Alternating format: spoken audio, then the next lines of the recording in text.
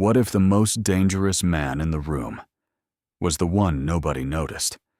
The one carrying secrets, scars, and a story worth millions. Welcome to Seatown Slim Television. There was a time when I lived by one simple motto: forget the world and don't ask me for anything. Prison had changed me. 9 years behind those walls had left scars that weren't easy to see. It had made me bitter, cold, and extremely selective about who I allowed into my life. If someone forgot about me while I was incarcerated, I had no interest in reconnecting once I came home. As far as I was concerned, loyalty worked both ways. I had already experienced enough disappointment to last a lifetime. My family situation had taught me that, especially everything that happened surrounding Lil D. There was no reason to revisit those wounds. Some things were simply too painful. If there was one downside to my new life, it was this: I had become heavily dependent on Tank. Whenever we traveled or attended events, the people around me were usually Tank's people. Ironically, most of them came from Kinsman, a neighborhood that historically wasn't exactly known for embracing people from my side of town. Yet somehow, none of that mattered anymore. Success had a way of changing perspectives. More importantly, Tank had a way of bringing people together. His people welcomed me with open arms. There was never any tension, never any problems, nothing but respect and genuine support. Because of that, I had no issue traveling through Kinsman alone or meeting up with Tank whenever he called, which is exactly what I was doing today. Tank wanted me to meet him at a neighborhood spot called Whitmore's. Nothing major, just drinks, conversation, and a chance to unwind. Truthfully, I welcomed the break. I had spent the entire day writing and needed to clear my head. So I got dressed, grabbed my keys, and climbed into one of my newest additions, a black BMW 750. As I cruised through the city, I couldn't help but smile. Life had changed dramatically, but I never forgot where I came from. On my way to Whitmore's, I noticed my fuel gauge running low. I pulled into a marathon station on Kinsman, not realizing that a simple stop for gas was about to bring me face to face with a part of my past. I pulled into the marathon station on Kinsman and immediately noticed a beautifully customized classic car sitting at one of the pumps. The paint gleamed under the afternoon sun. The chrome rims sparkled. Music echoed from its powerful sound system. Whoever owned it had definitely invested some serious money into it. I nodded in approval as I walked inside to pay for my gas. I handed the cashier enough money to fill the tank. Just as I was about to turn and leave, I heard someone call my name. Jerome? I looked up. Standing there was Young Money, of all people, the same man Cassandra had left me for years earlier. "What's up, fam?" I greeted him. He smiled nervously.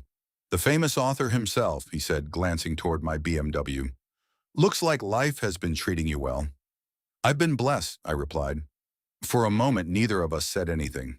Then he surprised me. "Look, Jerome," he said, "I hope there are no hard feelings. Back then, I didn't know everything that was going on. I just wanted to clear the air." I studied him for a second. Truthfully, years earlier, I probably would have reacted differently. But life had changed. Success had changed me. More importantly, time had healed wounds I once thought never would. Cassandra no longer occupied the place in my heart she once did. That space had been replaced by my son, my business, and my future. "Yeah, we're good," I told him, extending my hand. He immediately shook it. And just like that, years of tension disappeared. As I walked back outside, I finally understood why he had wanted my approval so badly. Sitting in the passenger seat of his car was Cassandra. She looked over at me. I looked back. For a brief moment, memories flooded my mind. The good times, the painful times, everything. But instead of reacting, I simply walked to my BMW and began pumping my gas.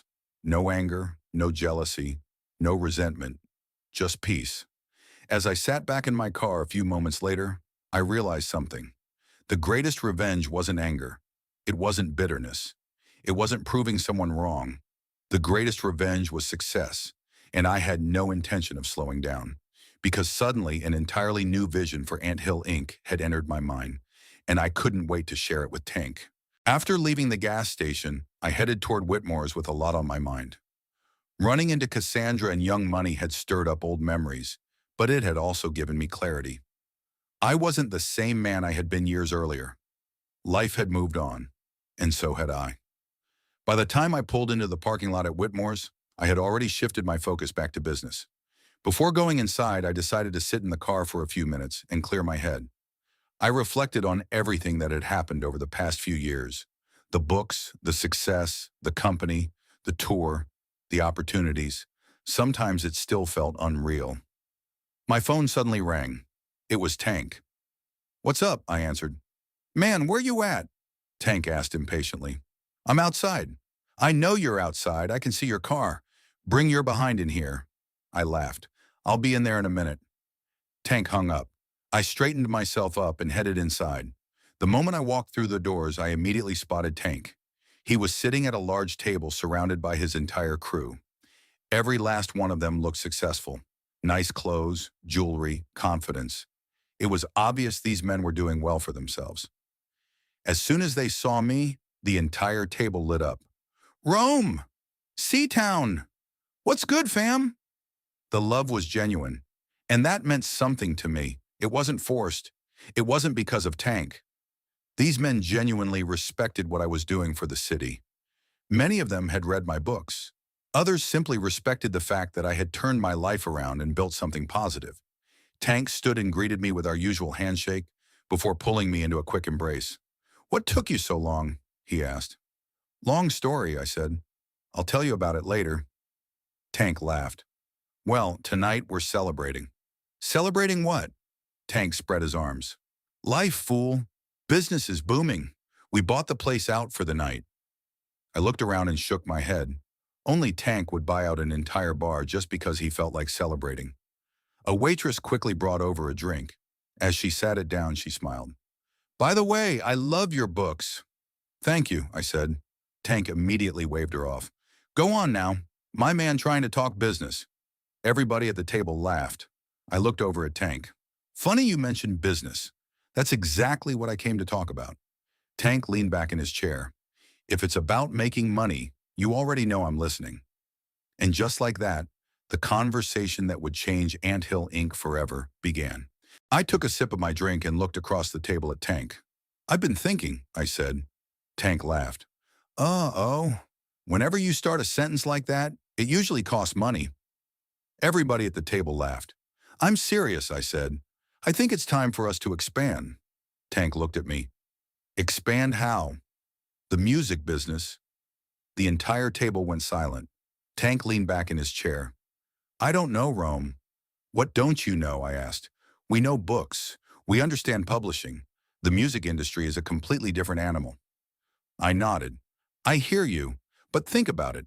Look at what successful entrepreneurs do. They build a brand, create momentum, and then expand into other businesses." Tank rubbed his chin. I could tell he was listening. "We've already established Anthill Inc. as a respected publishing company," I continued. "Our books are selling nationwide. People know who we are. Why not build on that success?" Tank still looked uncertain. "Because we don't know anything about the music business. So we learn," I replied confidently. I leaned forward. "Think about it. The East Coast had their run. The West Coast had theirs. The South built an empire. Why can't Cleveland create its own movement?" Several heads around the table nodded. The city had talent. Everybody knew it. The only thing missing was opportunity. "We've got the resources," I said. "We've got the platform. We've got the money to invest." Tank stared at me for a long moment. Then he started laughing. "What?" I asked. "Man, you funny." I shook my head. "I'm serious." Tank looked around the table before turning back toward me. "Rome, why are you asking me? That's your money sitting in the Anthill account." "Because I made you a promise a long time ago." Tank's expression changed. "In Richland, I told you that anybody who helped make my dream a reality would never have to worry again." The table became silent. "I meant that," I continued. "So I'm asking you now. I want you as my partner in this." Tank looked down at his drink. "The music business?" he asked. "Among other things." He thought about it for a few seconds, then finally he smiled. "Forget it. I'm in." I extended my hand. Tank shook it.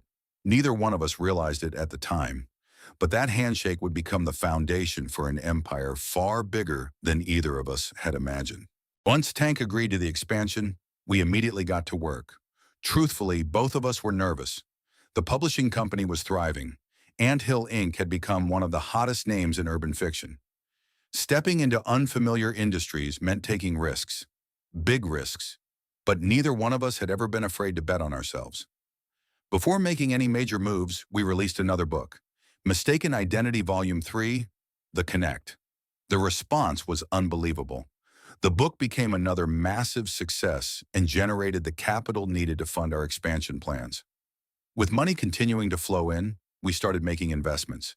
The first thing we did was purchase a large number of rundown duplexes throughout Ohio. We renovated the properties, leased them out, and created a steady stream of income.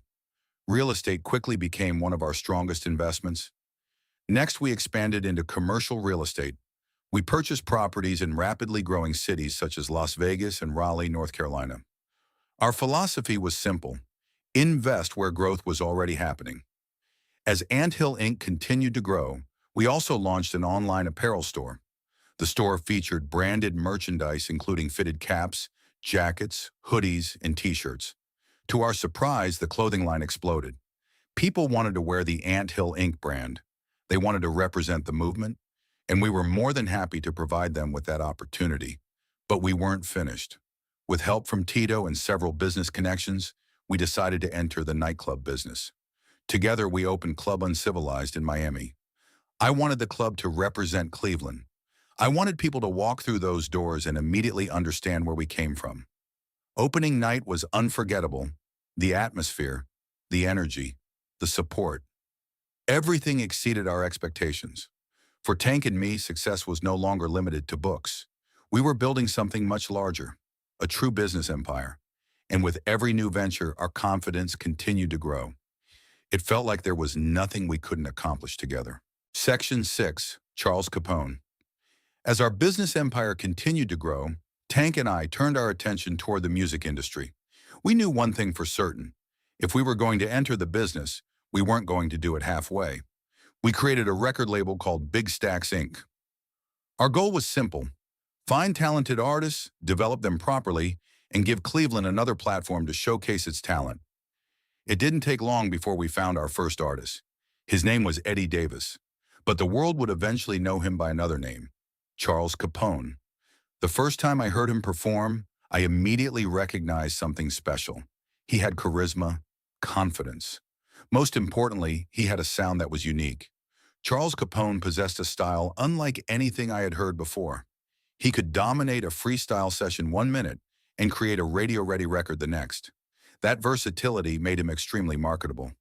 When I asked him why he chose the name Charles Capone, his answer caught my attention. He explained that the name represented strength, loyalty, and respect. It symbolized the type of man he wanted to become. I respected that, because in many ways I understood exactly what he meant. After signing him to Big Stacks Inc., we immediately put him to work. He spent countless hours in the studio recording music, building a following, and developing his sound. Mixtape after mixtape began circulating throughout the streets. The buzz grew quickly. Soon, opportunities started pouring in: guest appearances, soundtrack placements, live performances. People were beginning to pay attention. Once again, Ant Hill Inc. had entered a new industry and found success. By this point, the empire Tank and I had built was expanding faster than either of us could have imagined. Books, real estate, clothing, nightclubs, music. Every investment seemed to flourish. The craziest part was that we still felt like we were just getting started. Sometimes I would sit back and reflect on everything. 2 former inmates, 2 dreamers from Cleveland, building businesses, creating opportunities, changing lives. It felt like Tank and I couldn't be touched. And thanks to the momentum we had created, the future looked brighter than ever. Section 6, Charles Capone. Remember when I told you I had the Midas touch? Believe me, it was still holding true. Everything I touched seemed to turn into success. Every idea became a business venture, and every venture generated profit. Before long, Tank and I had built a business empire worth hundreds of millions of dollars. Ironically, despite how successful my books had become, our biggest source of revenue wasn't publishing. It was music. C. Capone exceeded every expectation we had for him. Truthfully, I always knew he would be successful. That's exactly why we signed him. But none of us anticipated just how big he would become. His debut album, Mouthful of Dope, exploded. The album sold millions of copies and immediately established him as one of the hottest artists in the country. There was only one problem. C. Capone had a difficult time separating his music from real life. The lifestyle he rapped about often found its way into his everyday decisions. More times than I care to remember, Tank and I found ourselves stepping in to help him navigate situations that could have seriously damaged his career. I made a promise long ago that anyone who helped make my dreams a reality would never have to struggle again. That promise extended to Capone. I wanted to see him succeed. Because of that, I took him almost everywhere with me. Unbeknownst to him, I was trying to be a mentor, a protector, someone who could help him avoid mistakes that could cost him everything. Ironically, spending so much time together benefited both of us. Our brands fed off each other. The nation's #1 urban author and one of the hottest recording artists in the country constantly appearing together created tremendous buzz. It seemed like everywhere we went, cameras followed. The attention only increased as Capone's career continued to grow. Major artists wanted collaborations. Producers wanted records. Everybody wanted to work with him. One artist in particular stood out, Sky Divine. I remember that day like it happened yesterday. We were all in Miami, and none of us realized that a simple studio session was about to change my life forever. We were all in Miami when it happened. I had stopped by Club WNMS earlier in the day to handle some business and meet with the manager running the operation for me, a retired Army veteran named Ernest Price. Besides reviewing the books, Ernest wanted to discuss several ideas that could bring even more traffic into an already packed club. While we were talking, Tito stopped by. As usual, he wanted to sit down, enjoy a few cigars, and catch up. Normally, I would have joined him, but I had made a promise to Capone. I told him I would be at the studio when he recorded his verse. A promise was a promise. Once Tito learned that Tank was also in Miami, he offered to drive me personally. When we arrived at Clearwater Studios, the first people I saw were my people, Tank, C. Capone, and the rest of our entourage. The second group of people I noticed immediately captured everyone's attention. Sky Divine, Felicia Cole, Tashanti, and several of their friends. The entire room seemed to brighten because of their presence. As I walked into the studio, most of the women briefly looked my way before returning to their conversations. Truthfully, I didn't think much of it. I had come to support Capone, nothing more. "There go my guy right there," Capone yelled, breaking away from the crowd and walking toward me. "Damn, I thought you weren't going to make it." "A promise is a promise," I told him. Capone smiled and introduced me to everyone nearby before leading me over to the production team. "Cool breeze, Andre. This is the man who made all of this possible, Jerome Williams." One of the producers nodded. "So you're the author everybody's talking about?" I laughed. "I guess so." "Have a seat," he said. "You're about to watch us make another hit." I found a seat in the corner and simply observed. As I watched everyone interact, I couldn't help but feel proud. Just a few years earlier, I had been sitting in a prison cell wondering if I would ever amount to anything. Now I was sitting in one of Miami's premier recording studios, surrounded by successful artists, producers, entrepreneurs, and friends. All because of an idea. All because I refused to quit.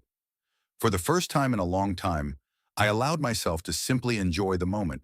And as I sat there taking everything in, I had no idea that before the night was over, my life would change forever. "All right, Capone, you're up," Andre announced from behind the soundboard. "Represent, fam," Tank yelled, encouraging our star artist.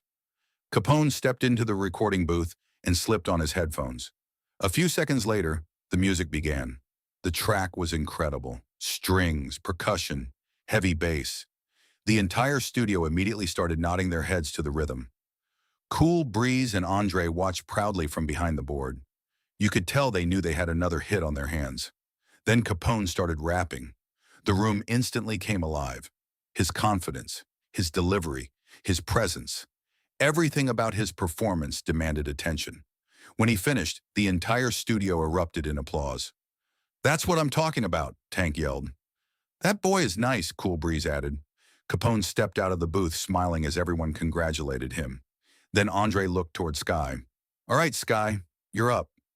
Sky slowly walked toward the booth. As she passed Capone, she smiled. Nice verse. Capone nodded appreciatively. A few moments later, Sky put on her headphones and the music started. The entire atmosphere changed.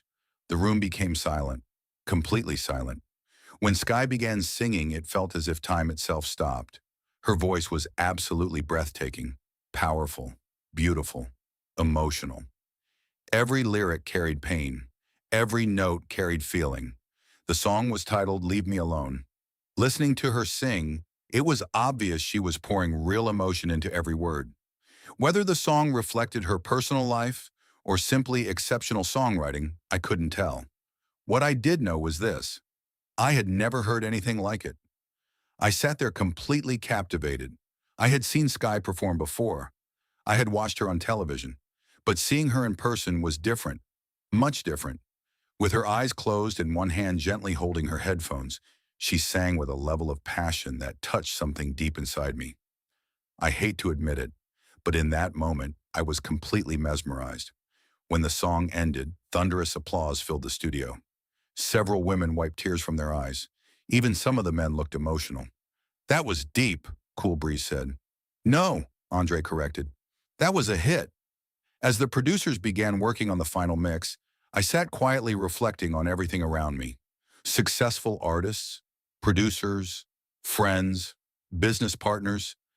And somehow, despite all of that success, I couldn't stop thinking about Sky Divine. For reasons I couldn't explain, something about her had captured my attention, and I had a feeling this wouldn't be the last time our paths crossed. After the studio session wrapped up, Tito stood up with a huge smile on his face.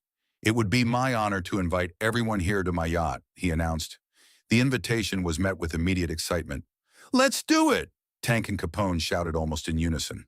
The women accompanying Sky, Felicia, and Tashanti were equally enthusiastic. Within minutes, arrangements were being made. Luxury transportation was called. Plans were finalized. And just like that, the after-party was set. As everyone prepared to leave, Tank walked over to me. You rolling with us? He asked. I shook my head. Nah, I came to support our guy. I'm thinking about catching a flight back home tonight. I want to work on this book. Tank looked at me as if I had completely lost my mind. Man, stop playing, he said. You have plenty of books already waiting to be released. You're really about to skip a yacht party with some of the biggest names in entertainment just to go write? By now, Capone and Tito had joined the conversation. Rome, you serious? Capone asked. This is unacceptable, Tito added with a laugh. You come and enjoy yourself. I looked from one friend to another. There was no winning this argument. All right, I finally said. Let's go. Truthfully, there was another reason I agreed. Sky Divine. The opportunity to spend more time around her certainly didn't hurt. The yacht party turned out to be incredible. Tito made sure every guest was treated like royalty. The food was exceptional. The music never stopped. The atmosphere was unforgettable. Everywhere I looked, people were laughing, dancing, and celebrating life. There were successful entrepreneurs, entertainers, beautiful women, and influential people from all walks of life. By anyone else's standards, it was the perfect night. But for me, something was missing.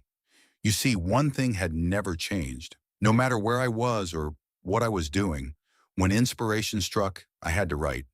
Ideas had a way of consuming me. If I didn't put them on paper, they would remain trapped in my head. Eventually, I slipped away from the festivities and found an empty cabin. I grabbed a cigar, a glass of fine cognac, my headphones, and my notebook. A small table became my workstation. As soft classical music played through my headphones, I opened my notebook and began writing. The title at the top of the page read, The Chronicles of the Truth. For the first time, I had decided to tell my own story, and as I began revisiting memories from my childhood, I quickly realized that some wounds never completely heal. I became so lost in my writing that I never heard the cabin door open, until a familiar voice interrupted my thoughts. Oh, I'm sorry, the voice said softly.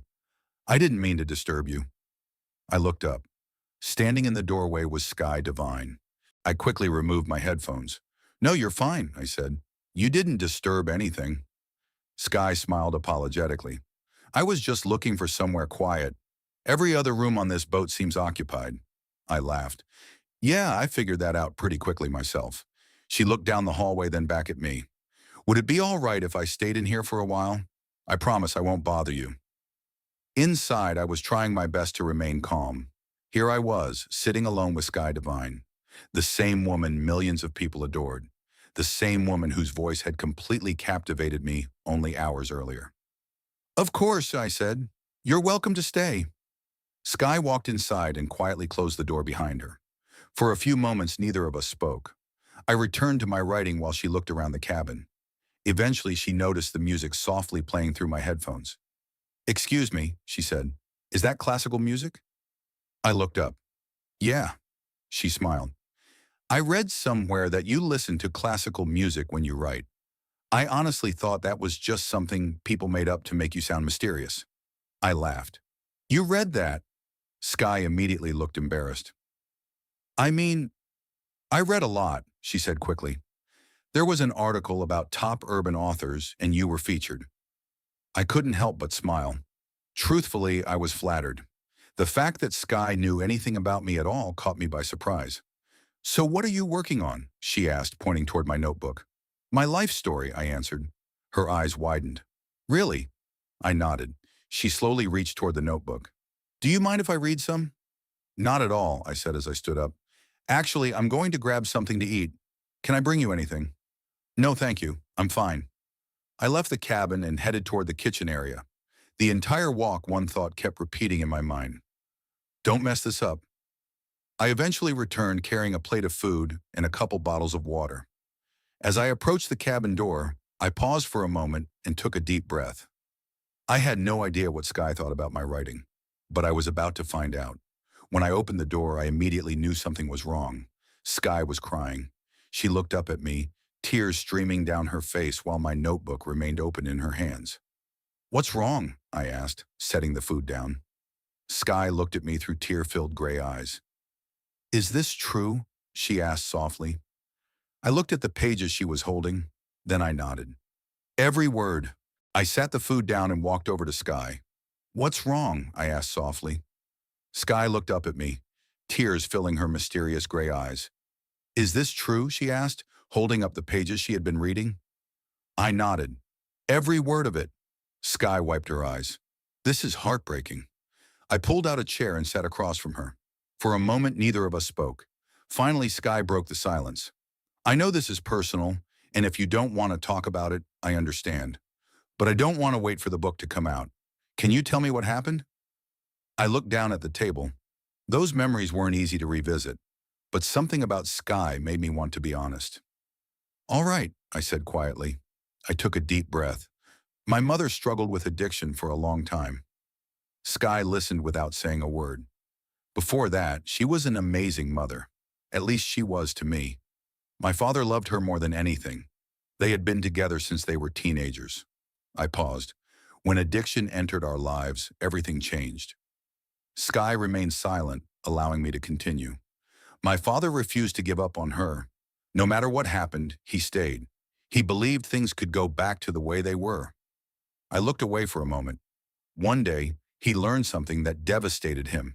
He confronted the situation, and things turned violent. I swallowed hard. My father was badly injured. The room grew quiet. He never recovered. Tears slowly rolled down my face. I hadn't expected the emotions to hit me so hard, but they did. After losing him, my mother couldn't live with the guilt.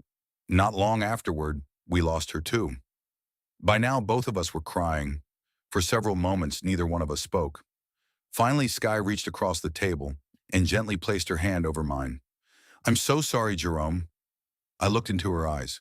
For the first time in a very long time, I didn't feel judged. I didn't feel pitied. I simply felt understood. And in that moment, sitting alone in that cabin with Sky Divine, something changed between us. Neither of us said it. Neither of us acknowledged it. But we both felt it. A connection, a bond. The beginning of something neither of us fully understood. And although I didn't realize it then, that conversation would change both of our lives forever. Some stories end, but the real ones leave questions unanswered. If this chapter pulled you in, like, subscribe, and share, because the next move changes everything. Until next time, welcome to the world of Seatown Slim Television.